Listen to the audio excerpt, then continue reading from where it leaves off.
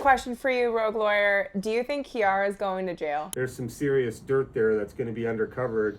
What's up, C? Influencers are literally going to jail. Well, it depends on how you influence.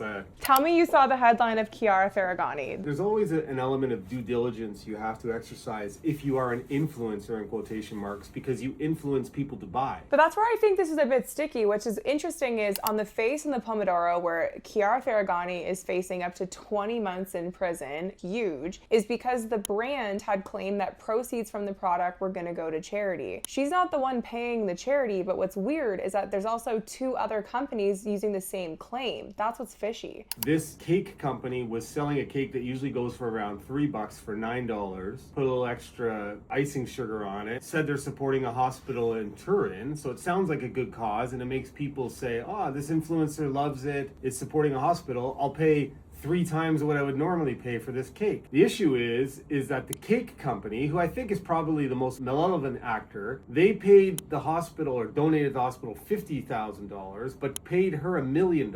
I think at the end of the day, it's not fair for her to getting the smear campaign alone when clearly the business had an incentive in this and probably should take more of the blame.